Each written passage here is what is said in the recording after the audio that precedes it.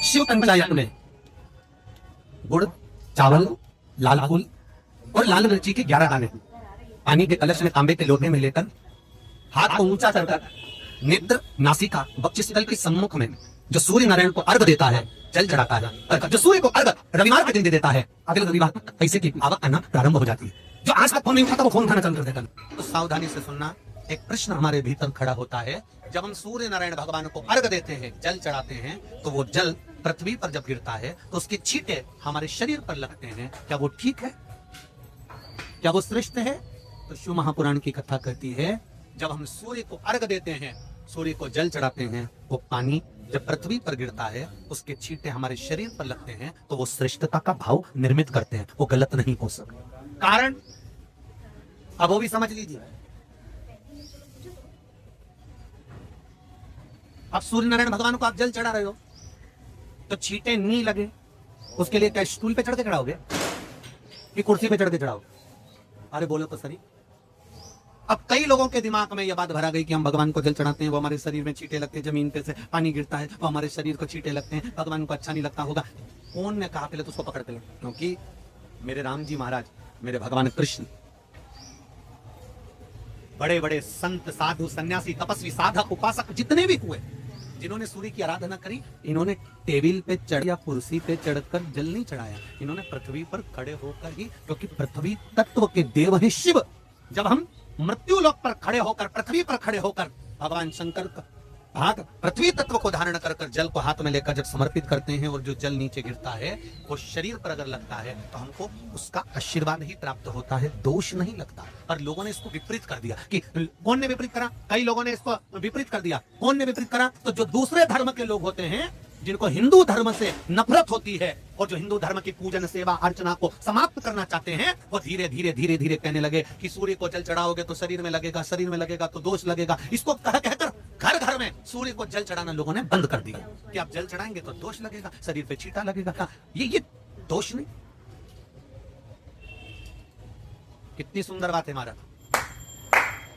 सूर्य नारायण भगवान को जब जल चढ़ाया जाता है, हाथ सिर से 8 इंच की दूरी पर होना चाहिए। जम के बोलिए, सिर से कितना ऊंचा होना चाहिए? 8 इंच ऊपर अपना हाथ होना चाहिए मस्तक से सूर्य को जल चढ़ाते समय। और ना चांदी का, ना स्टील का, ना लोहे का, ना प्लास्टिक का, ना कांच का, ना सोने का कोई बर्तन, ना कांसे का, ना एल्युमिनियम का, ना पीतल का, केवल एक पात्र होना चाहिए, वो है तांबे का।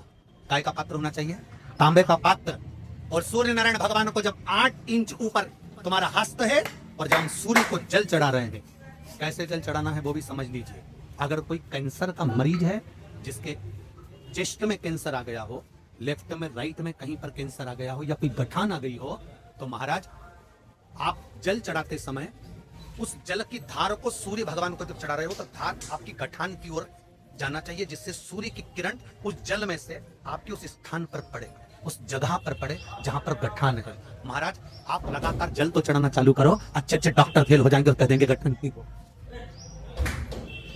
आपका लीवर और किडनी गड़बड़ कर रहा है, आप प्रतिदिन आपका स्वास्थ्य गड़बड़ रहता है, आप प्रतिदिन ये ज्योतिष शास्त्र के अंतर्गत, रत्न शास्त्र के अंतर्गत, ये रत्न शास्त्र, ज्योतिष शास्त्र, रंग शास्त्र जो हमारे यहाँ है, रंगों के हिसाब से ये जितने रत्न होते हैं, माणिक हुआ, सोना, मोती हुआ, नीलम हुआ, मूंगा हुआ, पुखराज हुआ, ये क्यों कहते हैं ये पीला है, ये सफेद है, ये नीला है, ये लाल है, इसको शरीर में क्यों पहनाते हैं? उसका कारण होता है कि जब शरीर में पहनते हैं, सूर्य की किरण उसमें पड़ती है, हमारे शरीर पर वो कलर का इफेक्ट पड़ता है, उस कलर को शरीर पर लगता है, और शरीर पर लगता है तो हमारा शरीर धीरे धीरे, हमारी जो इंद्रियां हैं वो सही होने लगती है, काम सही होने लगता है। शिव की आराधना के लिए शंकर भगवान के इतने जो नाम हैं, ये नाम देखिए, बहुत बहुत ध्यान से सुनिएगा, जरा स्मरण में लीजिएगा कथा को कि भगवान विष्णु ने अवतार लिए 24, पर भगवान शंकर ने अवतार नहीं लिए। भगवान शंकर ने अपना नाम रखा।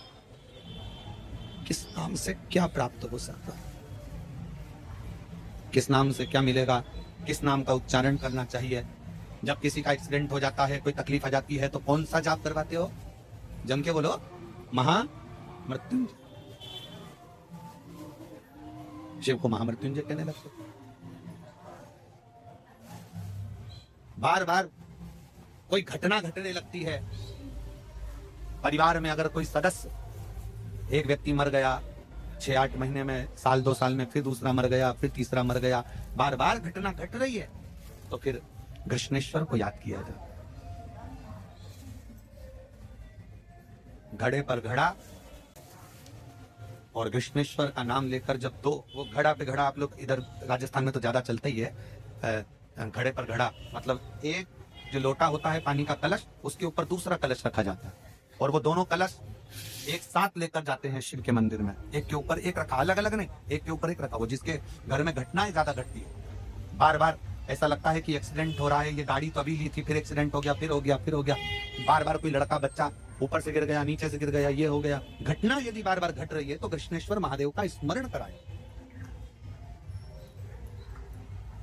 एक घड़े पर दूसरा घड़ा, कृष्णेश्वर महादेव का नाम लेकर घर से निकला जाता है और पूरे घर में भ्रमण कर कर उस जल को घड़े पर घड़ा रखकर भगवान शंकर को पहले आगे के घड़े का जल चढ़ाया जाता है, फिर नीचे के घड़े का जल चढ़ाया जाता है। एक बार यदि भूलवश भी अगर कोई प्रदोष के दिन या सोमवार की अष्टमी के दिन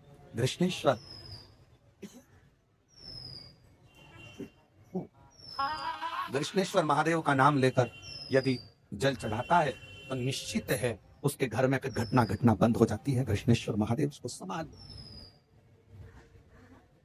शिव शिशम जैसे वैद्यनाथ 5 स्थान पर लगाया गया चंदन व्यक्ति को बाधाओं से बचा लेता, विपदाओं से बचा लेता। जैसे पंचदेव का पूजन, शिव पंचायत का पूजन बाधाओं से बचा लेता है, विपदाओं से बचा लेता है। कई मंदिर ऐसे होते हैं जहां पर शिव पंचायत नहीं होती, कई मंदिर ऐसे होते हैं जहां पर शिव पंचायत के देवता नहीं होते हैं। शिव पंचायत में सूर्य देव, भगवान नारायण, माँ जगत जननी, भगवान देवाधिदेव महादेव, स्वयं भगवान श्री गणेश जी महाराज, ये 5 देव शिव पंचायत के मूल देवता माने। और कई मंदिर ऐसे हैं जहां पर शिव पंचायत में सूर्य देवता का मंदिर में मूर्ति नहीं है, या भगवान विष्णु की मूर्ति नहीं है, शंकर जी की मूर्ति के, तो यहाँ शिव पंचायतन का पूजन का स्मरण करते हुए वर्णन किया गया लिंग पुराण के अंदर कि शिवलिंग में 5 जगह ऐसी होती है जहां पर अगर चंदन का लेपन कर दिया जाता है तो विपदा, बांधा, तकलीफें, कष्ट दूर होता चलो। 5 स्थान बता, उसको समझ लो।